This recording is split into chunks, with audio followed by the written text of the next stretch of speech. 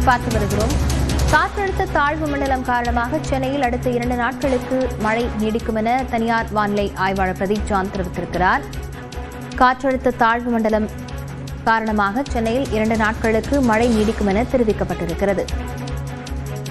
டிட்வா புயல் வலு குறைந்து காற்றழுத்த தாழ்வு மண்டலமாக சென்னை புதுச்சேரி இடையே கரையை கடக்கவிருக்கும் நிலையில் இதனால் மேலும் 2 நாட்களுக்கு சென்னையில் மழை நீடிக்கும் என தெரிவிக்கப்பட்டிருக்கிறது. இது தொடர்பாக மேலும் நம்மோடு பகிர்ந்து கொள்வதற்காக தனியார் வானிலை ஆய்வாளர் பிரதீப் ஜான் இணைந்திருக்கிறார். வணக்கம் சார். வணக்கம். அடுத்த 2 நாட்களுக்கு சென்னையில் மட்டும்தான் மழை இருக்குமா? எந்த அளவிலான மழை எதிர்பார்க்கலாம்?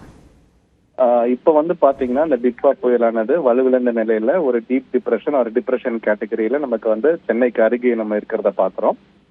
அடுத்த 2 நாட்கள் பாத்தீங்கன்னா ஒரு வலுவிழந்த நிலையில இருக்கிறதுனால ரொம்ப மேல் நோக்கி செல்லாது.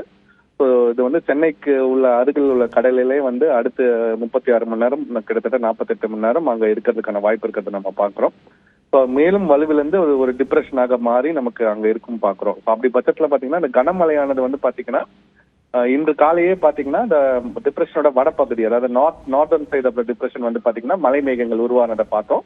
அது உருவாகி இப்ப லைட்டா அது நம்ம சென்னைக்கு உள்ளே ஒரு ஸ்டெடி ரெயின்ஸ் மிதமான மழை எல்லா இடங்கள்லயுமே சென்னை மற்றும் திருவள்ளூர்ல தொடங்கி இருக்கிறத நம்ம பாக்குறோம்.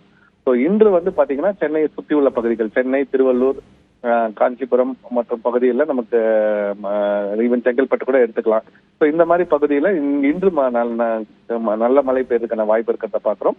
ஒரு சில இடங்கள்ல கனமழை கூட இன்னைக்கு பெய்யறதுக்கான வாய்ப்பு இருக்கிறத பாக்குறோம். இன்று காலை வரை சென்னையில எல்லா இடங்கள்லுமே 20ல இருந்து 30 மில்லிமீட்டர் வரைக்கும் நமக்கு 8:30 மணி வரைக்கும் மழை பதிவாயிருக்கிறத நம்ம பார்க்கிறோம். இன்று இன்னும் கொஞ்சம் அதிகமா இருக்கும். ஒரு 40ல இருந்து 50 mm வரைக்கும் எல்லா இடங்கள்லயும் மழை பெய்யறதுக்கான வாய்ப்பு இருக்கிறத நம்ம பாக்குறோம்.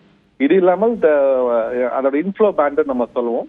இன்றையில நாளை காலை பாத்தீங்கன்னா நமக்கு உள் மாவட்டங்கள், அதாவது நமக்கு நீலகிரி, கோவை, திண்டுக்கல், மதுரை, ராமேஸ்வரம், இந்த மாதிரி டெல்டா பகுதிகள்ல இங்க நமக்கு மிதமான மழை பெய்யறதுக்கான மாடரேட் ரேட்னு சொல்லலாம், பெய்யறதுக்கு வாய்ப்பு இருக்கிறத பாக்குறோம்.